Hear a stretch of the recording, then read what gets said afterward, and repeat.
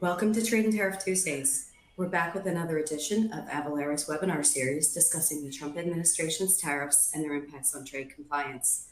We started this weekly series back in February, so if this is your first time, welcome. And for those of you who have joined us week after week, welcome back. Just a friendly reminder that Avalara cannot provide legal or tax advice. On your screen is our safe harbor policy. Please submit. We're recording today's event. You'll receive the recording later today. The console you're looking at can be customized. Feel free to move or resize the windows. There are several ways that you can engage with the presenters and attendees today. First, if you have questions, please submit them using the Ask a Question box. We'll save time at the end for Q&A and we'll likely pepper them in throughout the presentation. You may also submit troubleshooting questions there. Second, you can join our attendee chat. Click the icon at the bottom of your screen with two chat bubbles. The attendee chat will appear. We encourage you to introduce yourself, network, and discuss today's topic. Third, you can react to the presentation by clicking on the emoji icon and reacting. Last, since today is less than an hour and intended to be interactive and responsive, it is not eligible for CPE credit. Avalara's customer conference, Crush, is on tour, so check out events.avalara.com for details. Some of the upcoming dates and locations are Atlanta on September 11th and Dallas on September 25th. All right, let's meet today's presenters from Avalara. We have Craig Reed, General Manager of Cross Border, and Shane Bogdan, Director of Sales Cross Border. That's all I have for housekeeping today, so I will turn it over to Craig to get us started with the presentation. Well, hello, folks, and welcome back, or welcome if you're new to the webinar. Man, never a dull moment, Shane. There's a lot of news to cover. The president has been very, very active in sending out letters, so we're going to cover a little bit of that and what that means, and then talk a bit about some of the implications, some of the things that are going on in the industry, and then how you can maybe respond as a business. So let's dive into it. Let me see here. Here we go. Yeah, so we'll talk about some of the latest news, implications to your business, how you can take action, and we'll try to do some Q&A. We try to, as Regina said, we try to pepper questions in as they kind of come up as we're going through the topic. So feel free to ask questions in the Q&A, and we'll try to get to them as we roll through. First, though, we do a poll question, and our new poll question is, what is the latest proposed tariff rate announced for Canada, which is set to take effect on August 1st? So I'll go to the the poll question, so you can go ahead and answer that. That's answering in the Q&A already.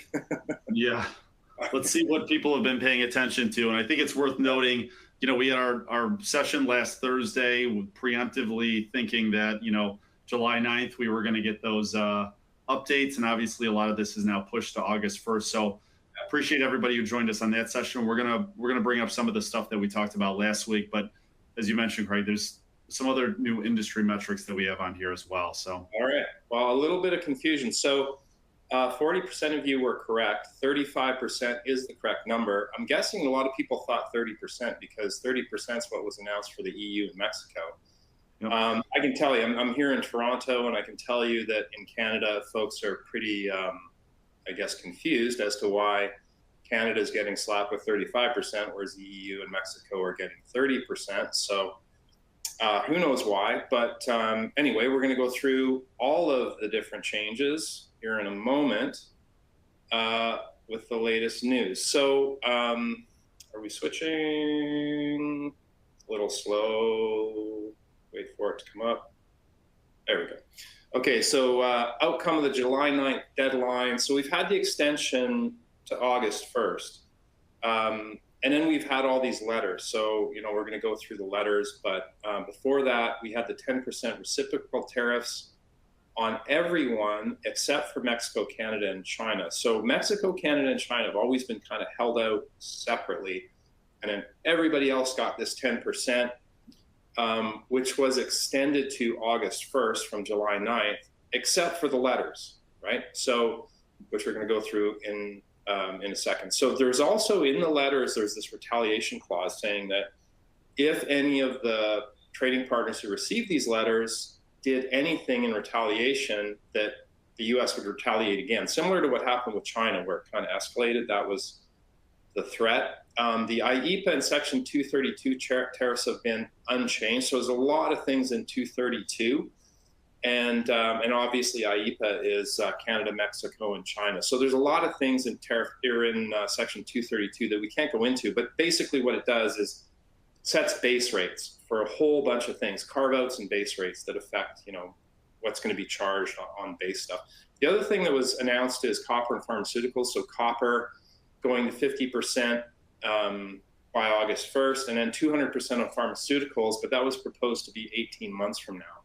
Mm-hmm. So really, as it stands now, the only trade deals really kind of outlined in any kind of, I guess, what would say, Shane, firm way were United Kingdom, China, and Vietnam. And then everybody else got these letters.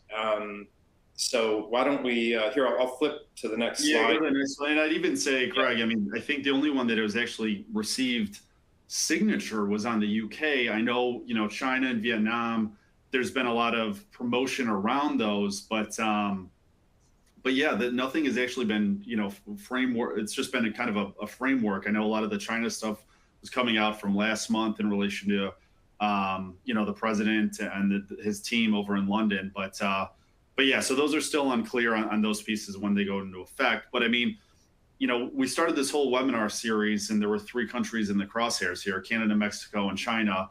We've been seeing complete changes across the board here with China. And we've been saying, well, when is Canada and Mexico? When are some things going to change with them? Well, now supposedly they are changing. So obviously, you mentioned on that July 10th day, Canada is now, in the crosshairs of raising it from 25% to 35%. Somebody's posting in here, in relation to, what happens if goods cover under USMCA. Well, the funny thing is it's unclear. All these sources are basically stating for Canada, at least, it's unclear whether USMCA qualifying goods will still be that tariff-free rate here. Mexico, they received a letter on the 11th, increasing it from 25% to 30%. Again, this whole lack of clarity around the current rules in place around if goods goods being imported from either of Canada or Mexico that are USMCA eligible, those, the tariffs don't apply here. So it's going to be really interesting to see a piece on here just because USMCA is so key. Yeah. And, just so folks are aware, the reporting here in Canada is that USMCA goods will be exempt. So that's sort of, that's interesting. Okay. It's not official yet, but that's sort of what's been reported in the news here in Canada anyway. Okay, interesting. Yeah. Well, and then the EU, back on the table again. I know there's been a lot of push and pull over the past 4 months, all the way up to threats of 50% tariffs. The EU has received a letter stating 30%. And then obviously Brazil, I don't know if folks have been seeing in relation to Brazil, around 50% tariff on all Brazilian imports. I read an interesting article earlier today that, the number one importer of orange juice into the U.S. is actually Brazil, more so than Mexico and obviously Florida. So start stocking up on your orange juice now with Brazil and 50% soon to come into play in August. So the other piece here, though, was all around this whole transshipment piece. And, Craig and I, even before this call, were going back and forth because there still seems to be this lack of clarity, specifically in relation to Vietnam. If everybody's been seeing the Vietnam piece, that the trade agreement or framework said 20% tariff on goods coming from Vietnam, but if it was a transshipment through Vietnam, it was 40%. Now, a lot of industry experts are still scratching their head in terms of, well, what are they actually classifying as transshipment? Because, the definition really of transshipment is illegally declaring goods as originating from a different country than where they're produced. So we're very interested to see how this whole transshipment really is changed in definition across here. A lot of trade attorneys are having lectures on this of speculation across the board, but this is definitely another fuzzy one, Craig, right?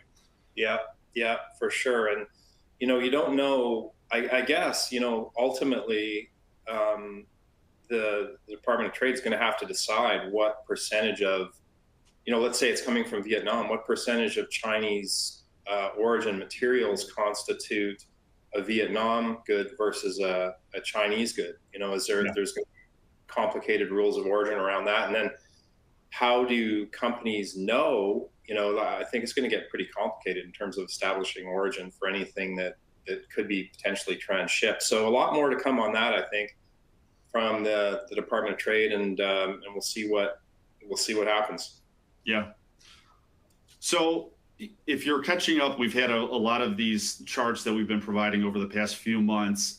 Here is the latest, and there's actually more countries on here. I believe there's 24 and an additional 3 as well. I was doing some reconnaissance before. I believe there's now 27 that have received letters to some degree here. But here's where we're at. You can see on the left-hand side, everything yellow, U.S. discounted reciprocal tariffs. These were the ones announced on Liberation Day and then put on pause. The ones are now looking at from the middle column here is what they've been adjusted as.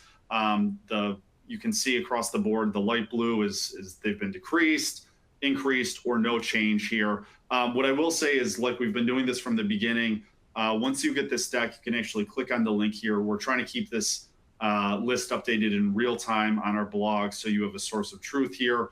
But yeah, I think we're up to 27 countries at the current moment now that are either that have received the letter or have decreased by some percentage or have increased across all categories.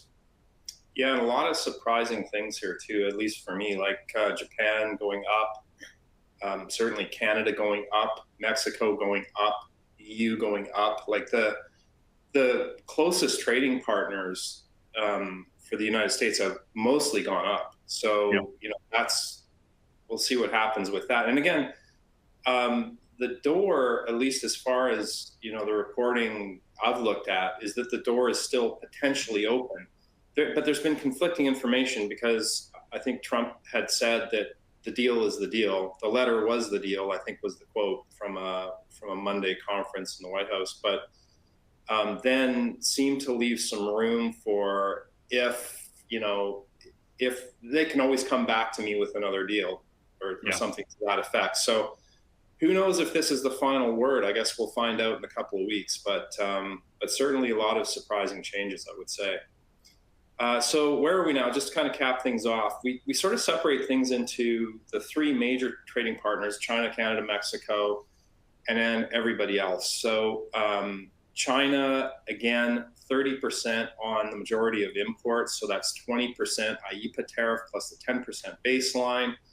But remember that the Section 301 tariffs remain fully in effect, which means that the base tariff is still there. So you got your base tariff plus your IEEPA tariff plus your 10% baseline. In effect, that comes out to around 55%. So that's usually the number that's thrown around, but it could go anywhere from 55 to over 100%, depending on what the underlying tariff is. For Canada, Mexico, again, 35% for Canada, 30% for Mexico. As we mentioned, not clear if USMCA goods are continuing to see 0%, not clear if the energy products from Canada are going to continue to receive a 10% tariff. For Canada, that's about 40% for Canada of goods are USMCA. Mexico is about 50%. So, it's that portion that would be subject to the increased tariff. Really, the country that sort of won the day, I would say, is the UK. So 10%, they're the lowest tariff. So 10% on UK tariffs. There's still a 25%, but there's they've gotten some latitude on automotive imports for the first 100,000 vehicles. And the EU's at 30%. So the UK got a 10% deal, the EU got a 30% deal. So I guess some people are happy about Brexit now. I don't know. Yeah, I don't. They also got the 50%, the exemption from the 50% steel and aluminum as well. So yeah, that's right. So it went from 50 to 25. Yeah, good point. Yeah. So yeah, and we're at 50%, as Shane said, except for the UK on steel and aluminum, 50% proposed for copper, 25% on and 25% on countries that buy oil and gas from Venezuela, although I'm not sure if that's ever been in force or effect. So that's where we stand right now. Question here from Brian: where can we get any details on potential exemptions by HS codes, so country-specific, EU, CA, and LK? Well, the Department of Trade has has to issue, and forget the name of it right now, it's escaping my mind, but basically they have to publish the official word on what that means, tariff code by tariff code by tariff code. And that's really what matters. So we're going to get to that later on in the presentation on why tariff codes are so important, but that's exactly. Craig, I think you're alluding to the federal registrar, right? Yeah, sorry. Yes, there we go. Yep, no, all good. Okay, cool. So, we went through all the tariff changes. Again, reminder about the de minimis piece here. I mean, this is no longer an if, it's now a when. The U.S. has now removed, as of May 2nd, the threshold. And again, just reminder, de minimis is the threshold at which goods can be imported into the U.S. and not be charged duties on those. And it's been previously $800. Well, the U.S. has removed that threshold for Hong Kong and China. So all parcels now that are coming through, whether they're through postal shipments, non-postal shipments, they will face the applicable duties, or even in some cases, postal shipments will, be assessed a 54% value or $100 a package. I will also say on postal shipments, big asterisk here, postal's most likely also going to charge you an additional DDU processing fee, which I believe is an additional $12 to $14. So, reminder, these were the three countries that were in the crosshairs originally were China, Mexico, Canada, China primarily in relation to this whole piece around these Chinese marketplaces importing goods under $800 and fears of which around smuggling illegal fentanyl in here. So the big plot twist here is that obviously this has been a bipartisan piece, not just for China, but for all countries importing into the U.S. under de minimis. As part of this one big beautiful bill act that was passed, there is a clause in there that says as by July 1st, de minimis will be removed entirely. We are also hearing rumblings that this July 1st date, 2027, that's far out. This is most likely going to come into fruition a lot sooner, most likely this year to some degree, if not within the next few months, based upon some of the rumblings we're hearing. So this is really key here. If you are doing any sort of importing into the U.S. For goods that are under de minimis currently right now that are non China origin, I would say start thinking about your strategy in terms of how are you calculating those duties currently right now? How are you presenting them to the consumer? Who is your DDP shipping provider into the U.S.? Start thinking about this now, because this all has huge traction and consequences in terms of the U.S. consumer. Obviously, U.S. consumers want things duty-free because they've been acquainted to this buying under $800. If this is going to change, you need to be prepared with your carrier, providing duties, calculating them, and also having those HS codes. So huge piece here. Yeah, and the other thing is that I think really what hinges for the, when they remove it, and remember, this is a bipartisan move, so there's got a lot of support on both sides of the aisle, is when they have the mechanisms to collect it. That's been sort of the statement. Yep. Is like, hey, when we have the mechanisms to collect it, I'll just kind of flip to the next slide, but that's really what they've said. So I think it's down to, hey, if they decide we've got the mechanisms to collect it, they're going to go ahead and remove it. And yeah. Who knows what that could be? I mean, the Department of Commerce could say next week, well, we're ready, and away we go. So I'd also say, Greg, the U.S. Post Office is going to have a play in that as well, because if you remember at the beginning, they removed de minimis for countries outside of just China. And then, Trump had to pause it until quote unquote adequate systems were in play, because postal just got such hit. So yeah, this is definitely a huge piece here. Yeah. The other thing that's, we've kind of talked about the removal of the loophole and country of origin restrictions. The other thing is stronger enforcement mechanisms. So CBP is really kind of watching for country of origin labeling. We're going to talk about that in a second. They're putting a lot more funding into to allow them to do more inspections and audits. But also the other thing I found very interesting, Shane, is that under de minimis now, PGA filing is required. So before, none of that was required. So by the way, if you don't know, PGA means partner government agency, or it's also called OGA, other government agencies. So that's like the FDA, USDA, EPA. So goods are subject to, you may be able to import them, but they may have certain licensing requirements or percentage of good requirements or other reporting requirements where you have to report, say, to the FDA if you're bringing in food products, for example. That never applied under de minimis, but now it applies. So, anything you bring in is subject to these PGAs, which means that you really need to understand your filing requirements and have all your ducks in a row when it comes to the information around your products. All right, let's get into some of the implications to your business. This is kind of a good segue because we talked a bit about some of these things. So de minimis, we talked about the $800 de minimis, but again, if you're shipping to other countries, every country has a different de minimis, and sometimes countries have different de minimis for duty and different de minimis for tax. So make sure you know what the de minimis levels are for the countries that you're shipping into. Secondly, understand your country of origin. Country of origin, I think, Shane, I think this has become one of the biggest subjects of global trade going forward is country of origin, especially for those transshipment reasons, and understanding your country of origin is extremely important. So make sure that you get that right. We're going to talk a bit more about that in a second. Tariff code classification, I often call this the Rosetta Stone of global commerce.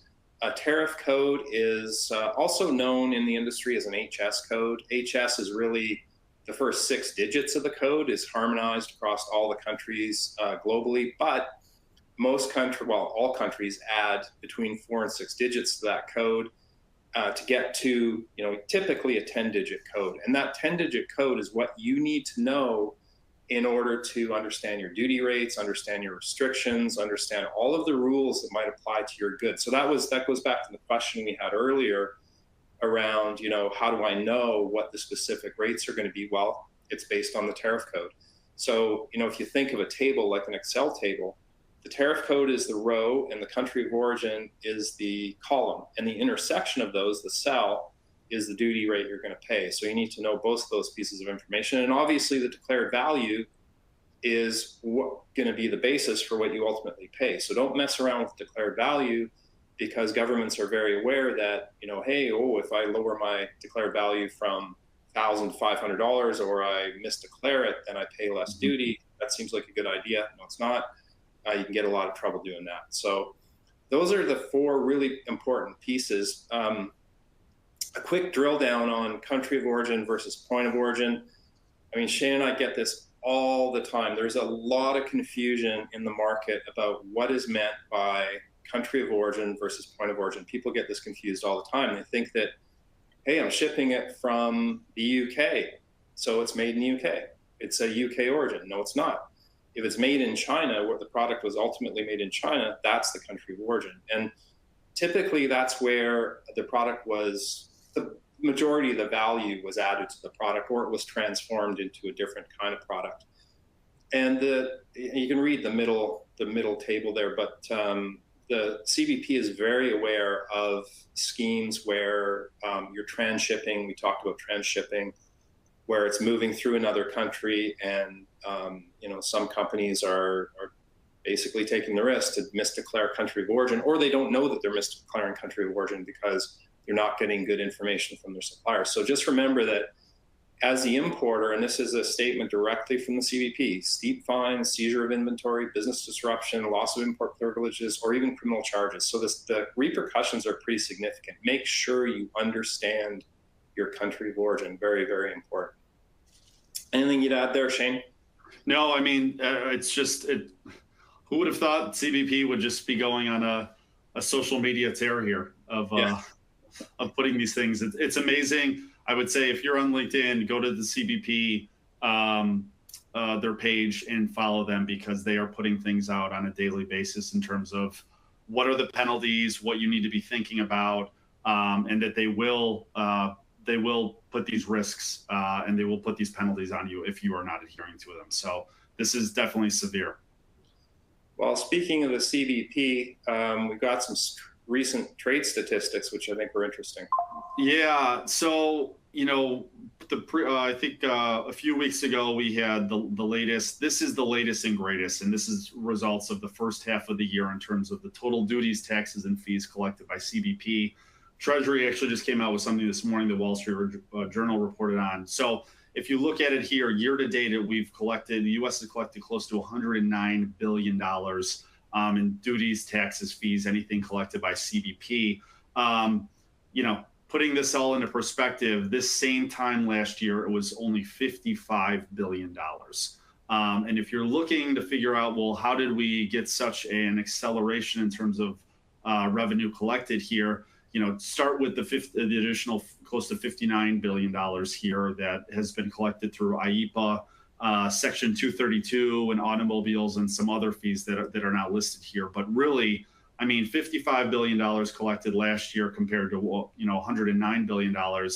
That's unbelievable. And again, this is going back to what we were talking to in relation to the additional duties, taxes, fees, fines, etc. CBP wants the money. They're collecting it. They're going after it. And I would say that they're going to really start. I would, you know, I'm surprised they're not going more public with these numbers, Craig, in terms of that Trump's not, you know, stating these numbers more aggressively to the market on how much they're actually collecting on all of this from a revenue perspective here. So, and I, you know, foresee these numbers probably close to, you know, close to 200 billion by the end of the year if we keep on this current trend right now. So, and that's if we, you know, increase these 30% plus these nations that we're sending these letters to. So definitely interesting on this piece. I was just going to say, it could go even higher. Exactly. Because of that. Or, I mean, we don't know, right? We don't know to what extent we've had a big rush of shipping because everyone's trying to get in when the 10% was in effect, and it's going to die off now that the higher tariff. We don't know. You know, we don't know. Yeah, and so, this is actually a good graph to explain this, because you can see here, if you take a look at the peak on the right side of this chart, you can see that's giving the in terms of the deficit, and obviously the deficit, if you know, is in relation to how much are we importing versus exporting from a U.S. perspective, and you can see there was a rush of imports coming into the U.S. Driving the monthly deficit up during that February, March, April timeframe here. And, you know, if you've stayed with us over the past few weeks, you can also, you may remember me talking about spot rates as it relates to shipping. And you can also see those shipping rates going up. Well, this completely dropped since everybody was basically importing and front loading these goods across the board here. So this is really interesting that the deficit has actually gone down. We've cut back in terms of the imports that we're having off of this front loading at the beginning of the year since February, when these tariff rates were announced. Yeah. So, you know, there's been a lot of discussion and certainly a lot of media coverage around what do you do? So, and we've, you know, talked to different companies. We have a poll question coming up later, but, you know, what can you do to be resilient? How do you build a resilient supply chain? First is, you know, you can diversify your shipping carriers or your sources of supply. You can get them from different countries, or you can localize them. Obviously, you're going to kind of want to see how this all settles out in terms of where the tariffs are for each country before you change your supply chain. But, you know, that's something that you need to look at. Automating your global trade compliance kind of relates to the first point, because you need to be able to do the research to say, okay, if I buy this part from here, or I buy it from here, and I assemble it here, you know, what's my total cost impact? Trade compliance tools, we have those. That content can help you understand that. Make sure that you're assembling or procuring at the lowest cost. You can work with your customs broker, lean on their network, although I will caution you that any of the customs brokers that I've talked to are overwhelmed right now, just with all the questions and confusion in the market about what's happening with the tariffs. So I just caution you that they may be a little busier than they normally are. And back to our 4 horsemen of global trade, make sure your product details are compliant. De minimis, you understand your de minimis, your country of origin, you understand your tariff codes, you know your declared value. Make sure you're compliant, and you know, there's repercussions, as we said, if you don't. And then, you know, moving away from, I think a lot of companies are moving away from just in time to building inventory to absorb some of those headwinds. So that's an option that we've seen a lot of companies pursue. And, I think a lot of that's been going on, and companies have been depleting inventory as that were brought in under lower tariffs, just hoping that, the tariffs were going to drop so that they kind of stem the tide. But that's kind of another strategy you can face. So let's talk a bit about, Shane, what we thought Nike was kind of an interesting. Yeah. I mean, we're in the smack dab of earnings seasons now. I know this week is a big week for earnings, but this is always interesting because we start getting data points out from any sort of, analyst reports. And, Nike came out last week and they basically said that they're facing $1 billion in tariff impact.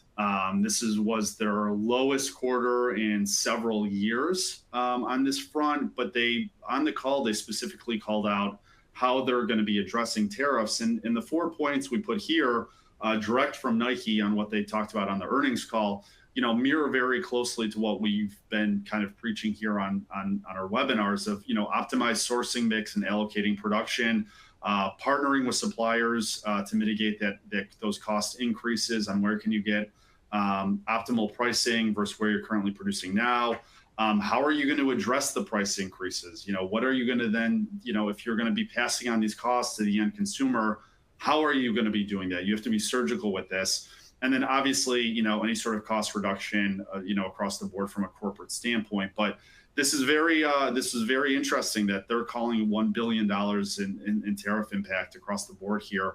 And that they're specifically going on earnings, on the calls, at their quarterly calls and giving a full play of, hey, here's how we're going to be moving forward with this. So I would expect to start seeing some other retailers, manufacturers in this kind of realm start saying something similar as well. Yeah. And then the other one, was Amazon. So, Prime Day was last week. It increased from 2 days previously now to 4 days. Initial reports right now are that it was a banner. It was banner success across the board that I think, the day one actually exceeded Black Friday of 2024. So, bringing e-commerce sales to another benchmark and raising the bar here. But what's interesting is in relation to more so the suppliers and who was participating in a lot of these pieces. So they narrowed the discount range. They looked at things on how are they positioning closer to key markets to kind of offset the tariff and shipping volatility.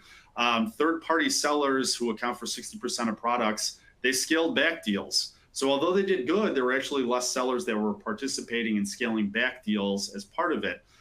We were also just looking into this as well as the key categories that sold. The kids and apparel were up 250% year over year. Home security products were the second major category, but third one, very clear as it relates to the tariffs, were refrigerators and freezers. So, 2 weeks ago, they were just added to the list that they were going to get hit with the 50% tariff. So clearly, they're stocking up on these goods that you could try to get now. And obviously, anything with steel and aluminum there, I would have never thought of going on Prime Day and looking to buy a refrigerator or freezer. So, very interesting. And soon to come copper goods, right? So I think exactly. The electrical companies will be trying to buy as much copper as they can before that goes into effect. Well, so let's hit another poll question. So how are you planning to adjust your supply chain based on these changes? Are you diversifying, switching to local, new trade technology? Are you rethinking your distribution strategy, something we haven't thought of or you don't know? You can choose multiple of these, by the way. So go ahead and give it a click or clicks, as the case may be, and we'll see what everyone's thinking right now. And it's actually really interesting as we go. We do this every week, and we do see trends. And I think as we've been kind of projecting that as things become a little more clear, as the dust settles, that some of these things are going to become a lot more common. So let's see what everyone had to say. Yeah, that's pretty consistent. Well, actually, I don't know yet, is a little higher than it typically is. And I think that's just a reflection of the confusion in the marketplace, right? That the dust has not settled. We have this August 1st date. We're not sure if it's going to hold or not, but we shall see. So, yeah, some folks are already thinking about diversifying and switching to local, or rethinking their distribution strategies, but a good chunk of them just don't know what's going to happen yet. So I'm not surprised by that. And how are you addressing the increased costs from the tariffs on your goods? Are you passing the costs on? Are you including a surcharge, absorbing them, sharing them with your suppliers, or some combination of those? Again, you can select multiples here. So if you could give us an indication of what you're thinking here, that would be great. And actually, while you're doing that, I'll answer a question real quickly. Claudia asked, what is going to be the impact of tariffs on state level sales and use tax? State level sales and use tax applies to tariffs, basically for all, I think all states, as far as we know. So so that kind of is, you know, an additional cost as we're talking about here.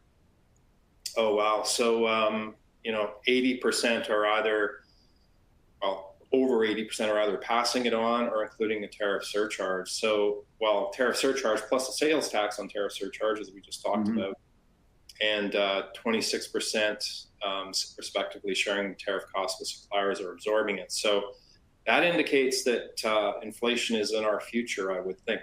Yeah, I think that's actually the highest that we've seen of responses saying that they're going to absorb the cost, 26%. So yeah. Well, hey, summary here in terms of what we've been kind of talking about, you know, how do you keep up with these changes? I mean, we're trying to keep up with these on a daily basis, and we can only imagine that folks that are not focused on this on a daily and hourly basis, this is extremely challenging. And, you know, you want to reduce yourself from any risk of penalties, fines, delays for noncompliance that obviously CBP is pushing out to the market through social channels and public statements. Over and undercharging customs duties and import taxes, obviously with this whiplash across the board of duty rates X one day, 48 hours later, it could be another one. Last thing you want to do is be providing those duty rates to your consumer at a different rate, or you then eating them if they end up being higher. And then, you know, what we're talking about here, added costs for customers and supply chains, which we were just talking about on that last poll question. So again, you're not alone on this. This 55%, if you heard me say this before, this was actually from a stat we did back with Reuters back in November of 2024. We can only imagine this is going to be in the 90+% range. That's how we do this thing. So we thought 55% was high. I guess we can't assume anything these days. So how can we help on this piece here? Kind of the 3 C's, you know, classification of goods, understanding what your HS codes are. We provide a variety of services from automated approaches, self-serve tools that you can scale across your business, to having a team of 250 content individuals go line item by line item, provide the latest and greatest HS code that's applicable to your goods. Calculation of duties, understanding what are the duties for those goods that you are going to be shipping or selling internationally, or even importing on that manner. And then the 3rd C, content, trade restrictions, content management. You know, what goods are going to get flagged with PGAs? What goods are potentially going to be restricted? Really, these are the key pieces that relate back to those 4 horsemen of trade here. We can help out with all of these pieces across the board, except for your declared value, which you leave into your hands, and then we can take the rest into consideration on this front. So I think we have a demo here in relation to one of our tools, just to get a sense of how you could leverage our self-serve tool. All right.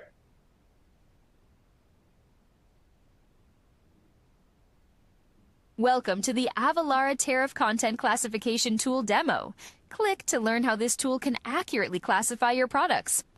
First, choose the country of import. In our example, we will use the US. Click to proceed.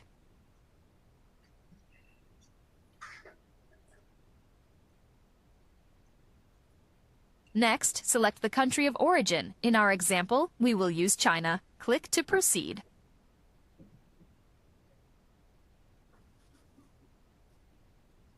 Next, let's describe our product. Click to proceed.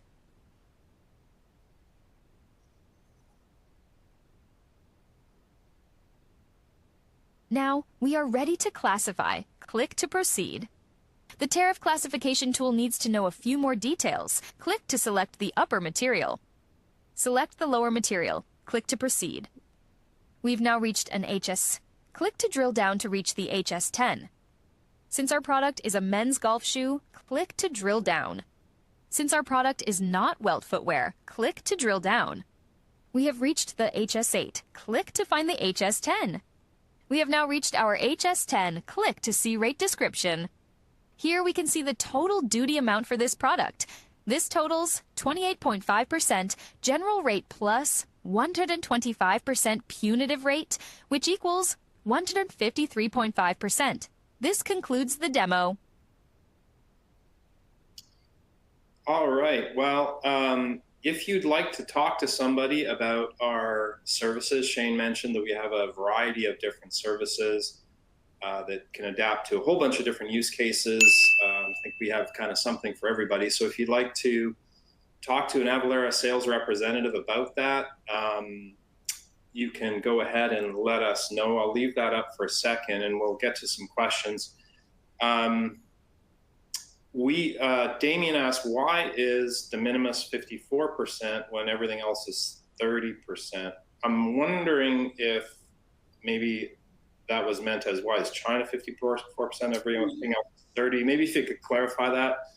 Yeah, I think he's relating to the postal shipments there. So postal shipments under $800, it's either 54% of the value or $100 a package, whereas the non-postal shipments are just subject to all applicable duties. So it's just based upon the shipping method there. So it's not specifically the de minimis, because now any goods coming in from China, Hong Kong, de minimis is completely removed. They're going to have to be they're going to have to pay those duties up front. But if it does come in by way of postal, it's a 54%. It's a 54% charge or $100, whereas postal, it's going to be whatever the duty rates are going to be applicable. Curious to be whatever the duty rates are. So remember that it's stackable, right? So it's not 30%, it's 30% plus whatever the underlying tariff was, which is, usually comes out around 55%. So you can compare the 54 more to the 55 is probably a better way to look at it. Brian asked, does transshipping include drop shipping direct to end customer bypassing US ports physically? I don't believe so. To me, the transshipping, feel free to weigh in here, Shane, means you are taking a good from one country where it's produced, you're bringing it through another country for the express purpose of trying to misdeclare country of origin. That's what's meant by transshipping, especially as the CBP defines it. So it's really about, transshipping is really I'm doing something bad. Transshipping is not good. Illegally declaring that good as coming from a different originating country. Right. So if you were to say that it's really from China, but you're trying to push it through Vietnam to get a lower tariff rate, that is transshipping and it is illegal. Yeah. So, and what has not been made clear is what do you do to make it legal? What do you do as an importer?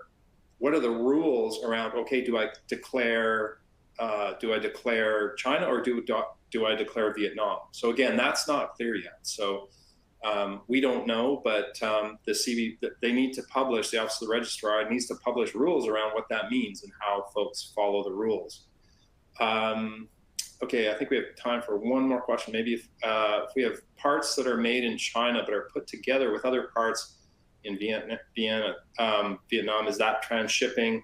Well, again, not clear. So, if the majority of the value of the good is being created in Vietnam, so you're transforming different inputs from China into something brand new with a lot more value, probably Vietnam. But again, not clear. So, we need some clarity from the CBP on what exactly that's going to mean. Yeah, and that's a great example there, Alicia, because a lot of the questions now with this other definition of transshipping is, well, what is going to be the percentage of goods if they're coming in from China or another market and going through Vietnam that are going to qualify for this? So, yep.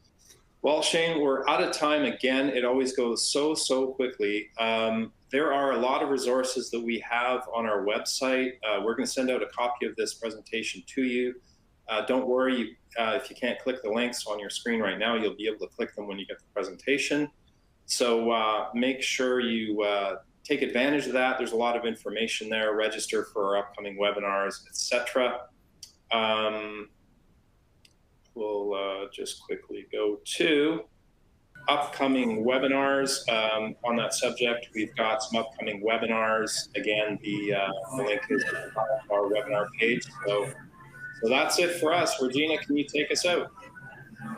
Yeah, that is all we have. And so if you would like to check out the upcoming webinars, you can click on that link, as Craig said, or go to avalara.com/webinars. And as Craig also said, you'll receive a link back to the console in the email later today, where you'll be able to access the recording, the slide deck, and all the additional resources. And then also in that email will be instructions on how to register for upcoming sessions. We hope you can join us next week. And that concludes our webinar for today. Have a great day. Thanks, everyone. Thanks all.